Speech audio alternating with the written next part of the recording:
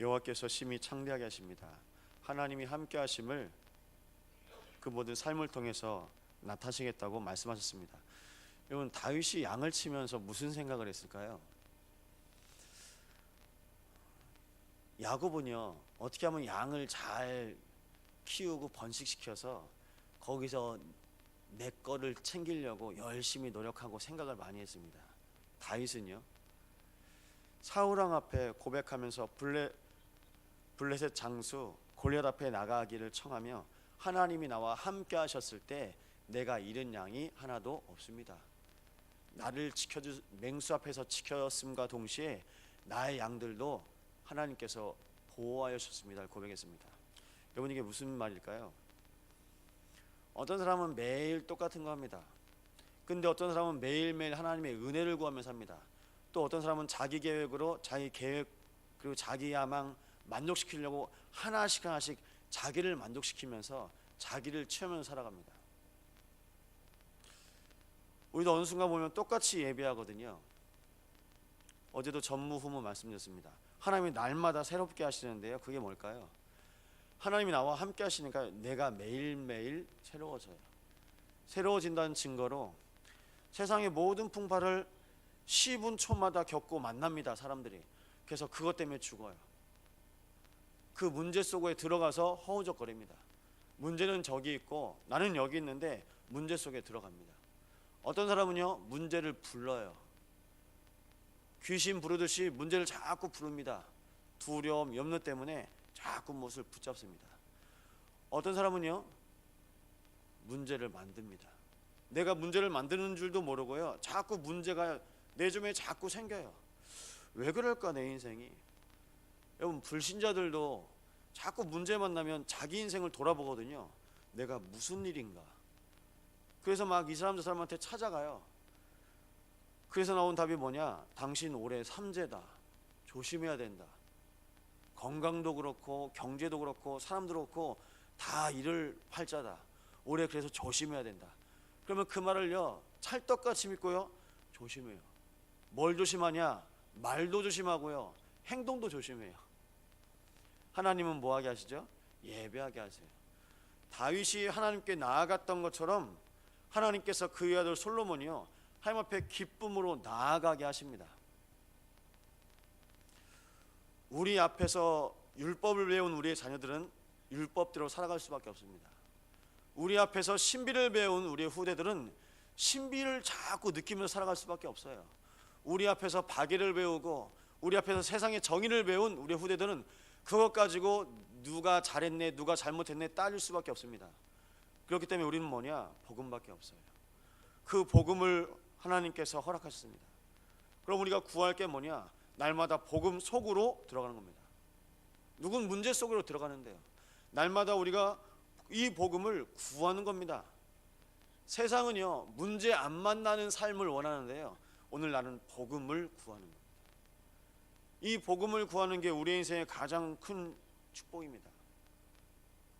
하나님이 약속하신 그 약속 때문에 하나님께서 솔로몬에게 주신 축복, 모든 것의 주인이 하나님이심을 알게 하셔서요, 가장 처음의 고백이 뭐냐?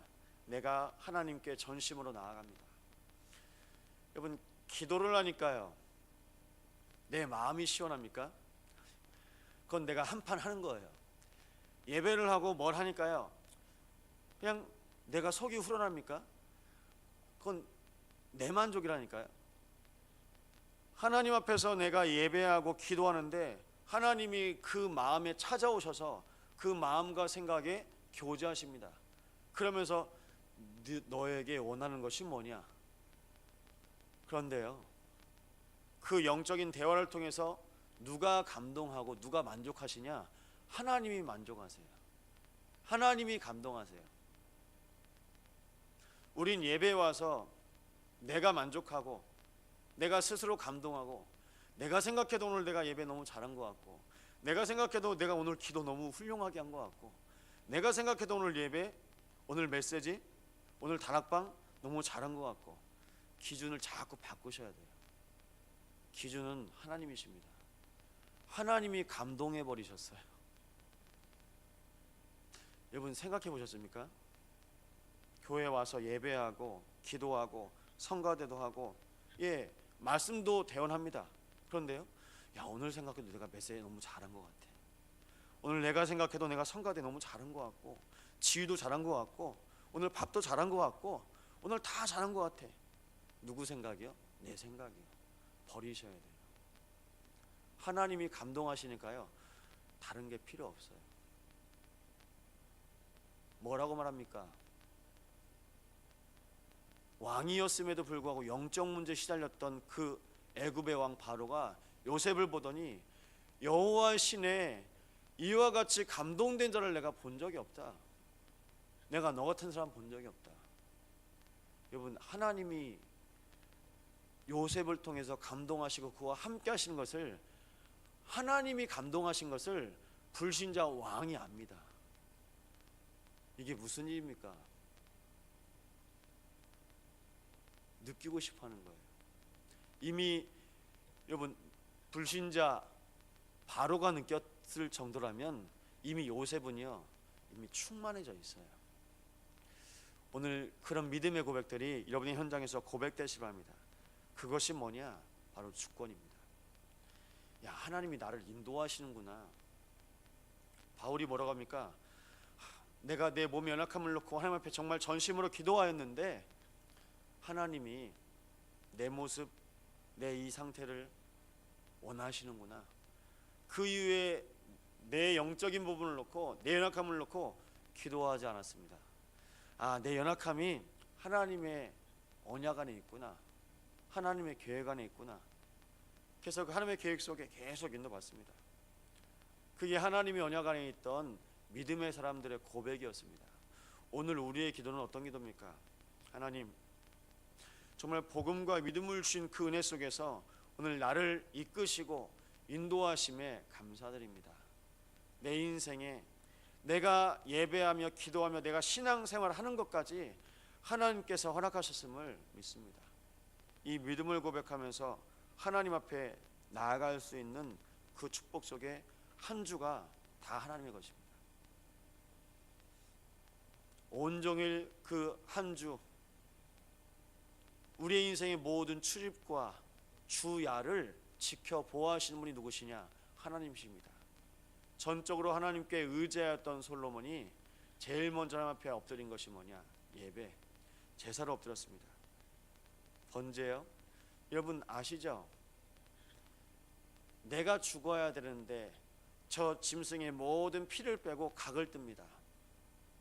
하나님과 나 사이에 화목자가 있는 중보자가 되심을 그때부터 구약시대부터 기다리면서 하나님께서 허락하신 제사, 그 예배의 축복을 누린 그 언약 속에 하나님께서 솔로몬을 우리에게 허락하셨다면 우리의 인생의 모든 시간마다 하나님, 오늘 이 시간에 나와 함께 하실 그 그리스도가 오늘 나에게 가장 큰 축복입니다.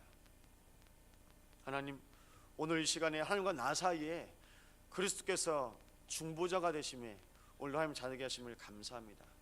이 감동과 감격이 순간순간 고백되시 바랍니다.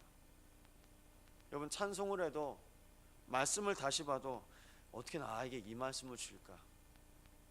내 인생, 여러분 아시잖아요.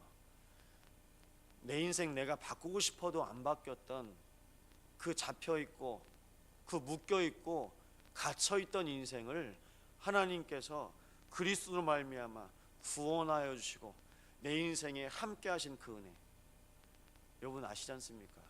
그 은혜로 여러분의 인생을 하나님께서 동행하고 계십니다. 그 속에서 하나님의 주권을 따라서 여러분의 모든 기도, 날마다 기도의 단을 쌓으시기 바랍니다. 그 기도의 단이 어디냐? 모든 현장마다 시간마다 하나님께서 그 단을 쌓으시며 그 속에서 말씀을 붙잡고 고백하는 그 시간이 여러분에게 말씀이 선명하고 기도가 선명하는 하나님의 전무후무한 응답을 누리는 최고의 시간입니다. 그 시간에 기도한 사람이 없거든요. 그 현장에서 기도하고 예배하는 사람이 없습니다. 그렇기 때문에 여러분에게 약속하셨습니다. 전에도 없었고 후에도 없을 그 축복. 작년과 똑같으면 여러분 사시겠습니까? 근데 사실 수도 있어요. 작년만큼. 세상 사람 마음에 그냥 튀지도 말고 처지도 말고 그냥 중간처럼. 근데 하나님은요, 그렇게 우리의 인생을 묻혀서 살게 하지 않으세요. 내 인생을 들여서 쓰신다고 말씀하십니다. 내 인생을 들여서 높이기도 하시고 내 인생을 들어서 낮추기도 하신다고 말씀하십니다. 높이는 이유가 뭐냐? 낮추는 이유가 뭐냐? 하나님이 살아계셔서 우리와 함께 하심을 증거하시려고요. 그런데 세상과 나는 때때로 항상 내가 높아져야 하나님이 살아계심. 세상은 때때로 내가 낮아지면 하나님 안 계신다고 착각하지만 여러분, 우리는 속으시면 안 됩니다. 여러분, 가족 중에 군에 있는 가족이 있습니까? 그럼 지나가면서요, 군복만 봐도요, 그 아들이 생각나요. 여러분, 가족 중에 수험생이 있습니까? 고3만 봐도, 대학교만 나와도 자꾸 우리 자녀가 생각나요. 우리 가족이. 여러분, 가족 중에 고시생이 있습니까? 뉴스만 듣고 무슨 얘기만 들어도 자꾸 생각나요. 여러분, 그것이요, 여러분의 상태입니다. 왜요? 내 주변에 내가 항상 생각하고 내가 항상 품고 있는, 솔로몬 마음에 하나님께서 이스라엘을 품게 하시니 그 이스라엘 백성들 모든 심령이 솔로몬 마음속에 담겨 있습니다. 저희 어머니는 여수 얘기만 나와도, 뉴스에서만 나와도 전화가 와요. 어디 뭐가 맛있는 게 있더라. 저도 모르는데요. 자, 어디 섬에 뭐가 예쁘더라. 저는 그 섬이 여수 섬인지도 모르는데요. 이게 뭐죠? 이게 관심이에요. 이게 뭘까요? 이게 마음이에요. 네 마음이 있는 곳에 내가 거기 함께 하겠다. 근데 솔로몬의 마음에 이스라엘을 줬습니다. 하나님께서 그 이스라엘을 지키시겠습니까? 안 지키겠습니까? 여러분의 기도 속에 어디가 있습니까? 내 가족, 내 가문, 우리 교회, 내 산업의 현장, 내가 밟고 있는 이 땅, 그리고 우리 가족이 흩어져 있는 땅, 그리고 우리의 후대가 흩어져 있는 열방, 우리의 성산들이 함께하고 있는 모든 세계 현장, 하나님께서 그 모든 것을요, 그냥 보고만 계시지는 않습니다. 왜냐? 하나님께서 여러분의 마음에 품게 하셨으니까요. 그래서 그 언약 붙잡고 하나님께서 인도하심을 따라서 하나님께서 약속하십니다. 견고해지고 영원히 보존하시겠다. 여러분이 강단에 양쪽에 꽃이 있습니다. 꽃을 왜 놓을까요? 예배하니까 이쁘게 보이라고요. 이사야서 40장 8절 말씀을 기억하시 바랍니다. 풀도 꽃도 마르고 시드나 여호와의 말씀은 영원하니라. 이 꽃을 보면서 그것을 기억하시는 거예요. 하나님, 이렇게 아름다운 꽃도 마르지 않습니까? 하나님, 우리의 인생도 때가 있다고 하지 않으셨습니까?